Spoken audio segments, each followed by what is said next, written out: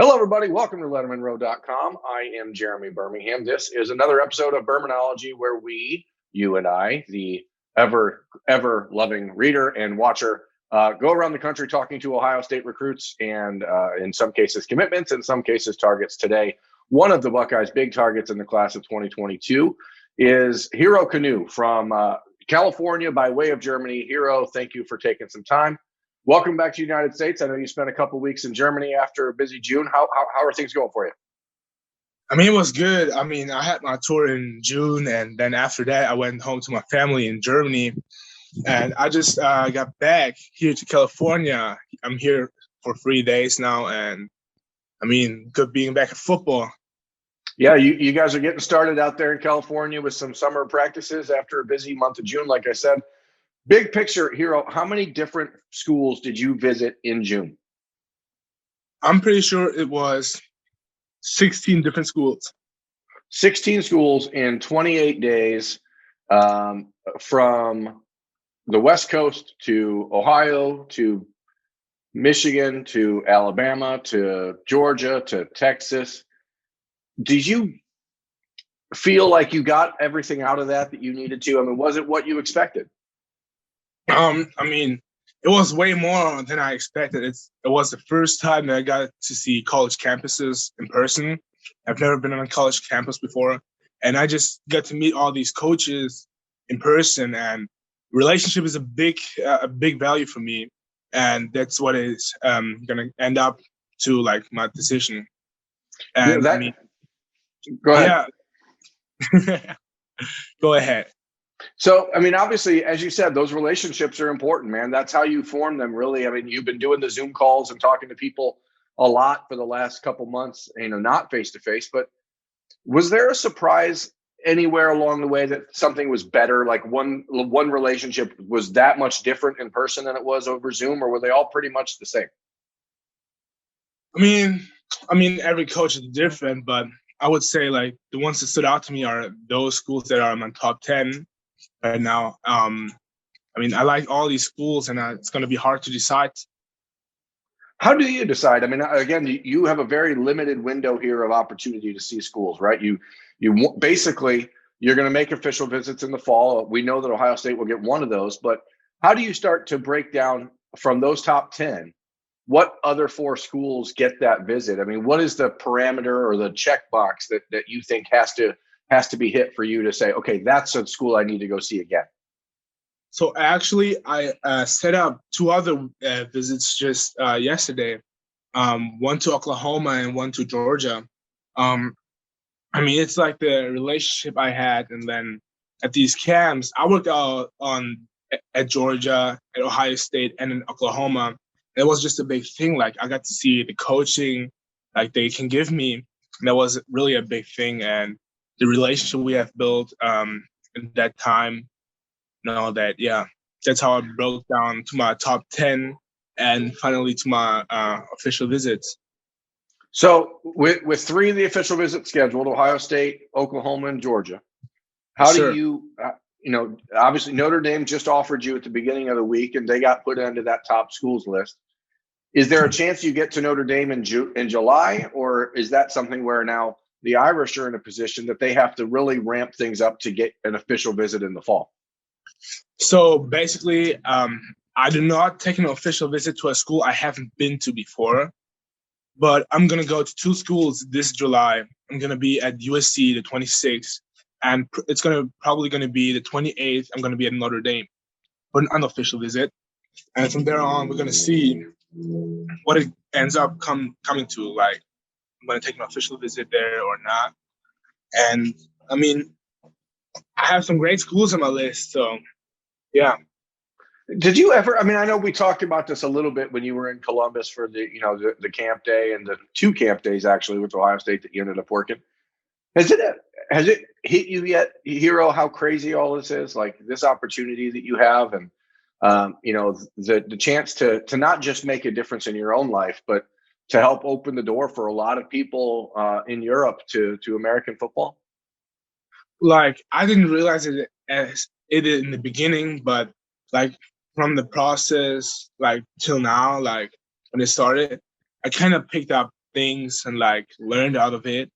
And I would say I realized the chance that I have right now as a player, that I got to have so many offers. And I mean, I'm really grateful for that. But I'm sure Brandon Collier, he told me a couple times that I can be like that guy from Europe that open up the doors for other European kids. I mean, how different was life for you when you just went back home to Germany? How did people respond? Are you a celebrity now? No, actually not. It's like really laid back. All these kids and people there know me since I was little. I grew up there, and so they don't really care about like what I am as a football player. They more care about like what I am as a human being, and it's just like a laid back life back there. What is your favorite food to eat when you go home? Don't say schnitzel. I know that's too common. I need something that's more authentically German than schnitzel. Like I'm from Bavaria, and I really love pretzels. Okay. What's the best dip for a pretzel? Is it mustard? Is it cheese? Is it something sweet? So I mean, I usually eat it with either like cream cheese or with Nutella. Nutella, of course.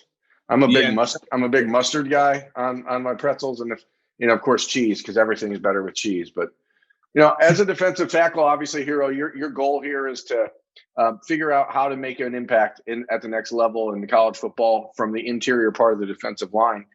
Getting to work with Larry Johnson again, and just some of this stuff might be a repeat for people who've read some of the stories on Lettermen Row when you were in town, but now that you've had a month go by, did those lessons that you got with Larry Johnson, do they stand out even more now that you've been able to compare them to other places?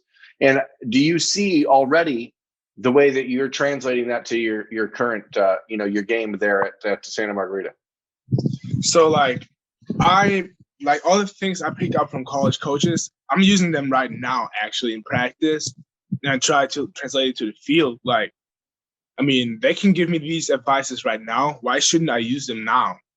And then when I'm gonna go to the next level, I learn even more. So I use really everything I got taught on this tour, and I'm really grateful for that.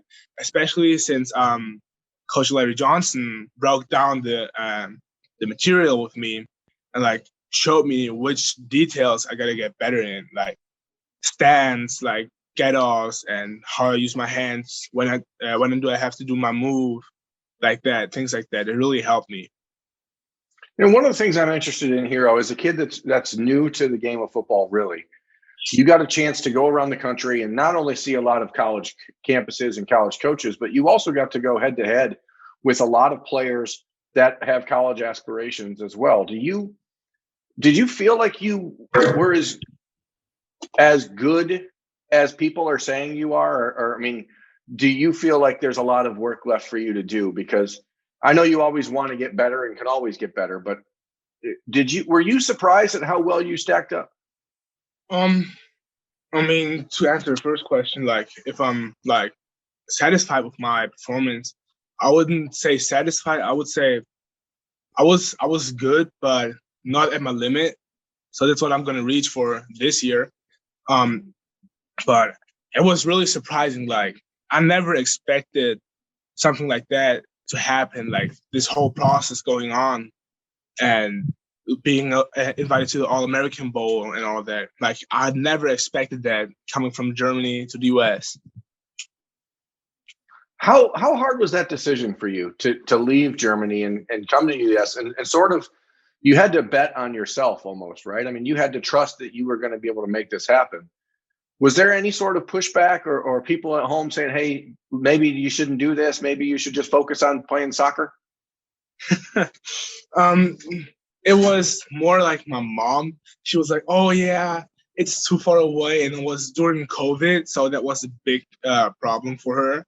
Like in Germany, things are still bad. Like we still have to wear masks and all of that. But really, it's at the end, I'm learning from my own decisions. And I told my mom, I'm gonna be a man soon, and I gotta do man decisions. And told her, yeah, I want to go to the US. So she accepted it and let me go.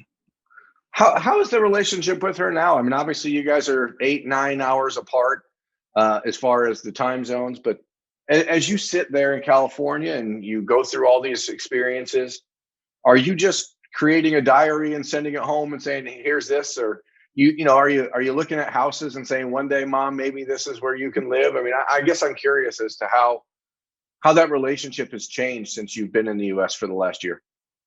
So like it feels for her and for me, it feels like a like withdrawal, like it's hard for both of us, but I mean, I'll call her every other day and we're together on Zoom calls, WhatsApp calls and all that. So we're still in contact and we keep each other up to date. So that is a big thing. And it's like, you always got to be truthful with your mom, with your family in general. And like, we got the great relationship to each other. And yeah. So one thing now that I'm thinking about this, with her 9 hours away, time zone wise, how do colleges get your mom involved on a Zoom call with you? I mean, has that happened yet? I mean, or is it just like, hey, we're going to call you at midnight and you just got to deal with it? How does that work out? Like we talk a lot, and like my mom, let me say it like that, she made time for these calls. Yeah, she made time for these calls, and sometimes it was like 2 a.m. in the morning. She was on a phone call. It was really funny. Like she was always there, and I really appreciate that. With the official visits, you're allowed to take a parent and the schools can pay for a flight.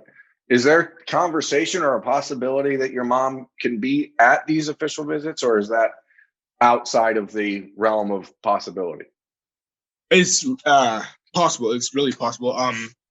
The only thing is like with Germany and the US like having this travel ban and restrictions.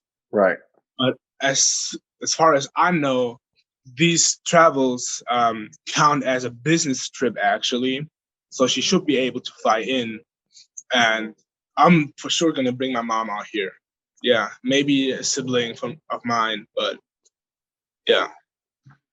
For you, a hero with Ryan Day and Larry Johnson. Again, we cover Ohio State on Lettermen Row, so we should probably talk more about the Buckeyes for a minute. What is it that's been different about the relationship with them since you visited? Have you been in contact a lot more? Has it felt just more genuine? What is it now that's different with you and the Buckeyes? It's I like that we're not only having this relationship of like, oh yeah, player, you do this and that, but also like I should say as friends, or like Coach Johnson is like he gives me like the father respect of a person. Like he really cares about his players, and I really appreciate it. And since my family is still in Germany, I need something like that. I need a family. Like the football team and the coaches are going to be my family when I'm going to come to a college. Um, and that is crazy. Like I just like the relationship, and we've been in contact way more often now. Like that you got to see me in person, and yeah. Well, for you, obviously, there's a lot of things still ahead, but as you look at rosters and you start to look at the programs you're considering, you see Ohio State with defensive ends like Jack Sawyer and now JT Tuimoloau, and all these guys that are around. Do you think about what your role is like on a defensive line? Because you're a guy, you're athletic enough to play outside if you wanted. So now how do you see yourself fitting in a defense, and how much does that impact your ultimate decision? So I see myself as a 3 tech, maybe in a 3 down as a 4 eye as an end, something like that. And like I'm not the guy who wants to go to a college where I'm going to be that player. Like Yeah. I don't want that. I want to have my competition so I get better and better. And that's what my coach told me too, Coach Brandon Collier. He said that's probably the best thing I can do. Go to a college where it's competitive, that you can push each other to the next limit. As a 3 tech, in your mind, do you start to narrow down schools based on what their alignment is up front? I mean, are you looking for a 4 down, a 4 lineman set? Are you interested still in 3-4s type schemes? I mean, or does that not something you care about at all right now? It's nothing I care about at all. I'm really like, I think I can play every position on the defensive line, and how I'm gonna get recruited is their thing. I just play. I just play. Well, hopefully you are able to just play a normal schedule out there in California this year, because obviously COVID screwed up a lot of things for you guys out on the West Coast last year. I mean, you make that decision, right? You move across the world to go play football in California, and then COVID happens and you don't get to even do a lot of things you wanted to do. Was there a moment for you, Hero, where you're just like, man, I can't believe this, and thought that maybe it wasn't going to work out? I mean, like the junior year is probably like the most important year for like contacting colleges, I think. And it was just like we had a promised season in the fall, and then it got pushed back, and then people said we're gonna play in January, then in February, and I think we finally started in March. So it was a lot of time for preparation. But I wouldn't say for myself, from my aspect, like it wasn't necessarily bad. I learned so many things that I didn't know before, and probably without COVID, I wouldn't like be recruited like that. So you always get to see the good things when bad things happen. Yeah, man, that's a very good perspective.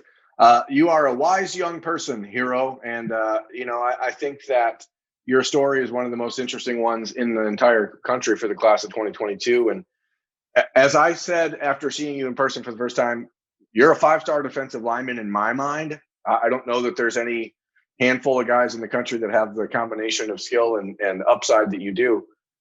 Do you care at all about rankings? Does it bother you at all? I mean, be honest. Be brutally honest with yourself, because you want to be the best, right? But it doesn't matter. Well, it's hard to explain. It's like a feeling like it's an extra. It's not necessarily something you need, but it's an extra. Like, it's like it's the same with facilities. I don't care about the facilities. It's just a nice extra. And it's the same with rankings. I mean, I'm like, I know what I can do. I know what others can do. Like how I feel about that is different what others feel about that. And I mean, it's everybody's own opinion. So I let them think whatever they want. But at the end, they're going to see me in college, ending up in college. And yeah, we're going to see who's going to go to the NFL. What is my dream? I think that if you were at Mater Dei or St. John Bosco, maybe you would have started with a higher ranking. But those are all the political things that happen in the world of high school recruiting. It's interesting to watch. But, obviously you kind of burst onto the scene with that first game against Mater Dei, and people are like, wow, who the heck is this kid? Was there a moment for you, and I'll let you get out of here after this, but what was the one moment when you started playing American football, when you realized that you could do it? I would probably say, I mean, I was more athletic and all that, and I was working out with PPI recruits. Like he told me, yeah, there might be a way of setting my life up. But like really in a game, I would say it was against San John Bosco. It was at our own goal line, and that was a run play. It was through the middle, and I just pushed back the center on the ground and tackled the guy, the running back. And it's actually on my highlights. I think it's the second video on that. And that's probably the moment where I was like, yeah, okay, we can do that. Like I realized I can play football, and I can play against a team like San John Bosco when they have players that go all over the world, like all over the US, like play in different colleges and end up in the NFL probably. Well, I think that you have the road ahead of you to get there, and hopefully we'll get a chance to keep up with you a little bit more as you head through the end of the summer and into your season. We'll see you in Columbus on the October 29th for the Ohio State-Penn State game for sure. That's Hero Kanu. I'm Jeremy Birmingham. This has been Bermanology on Lettermen Row. Thanks for watching. Thank you very much.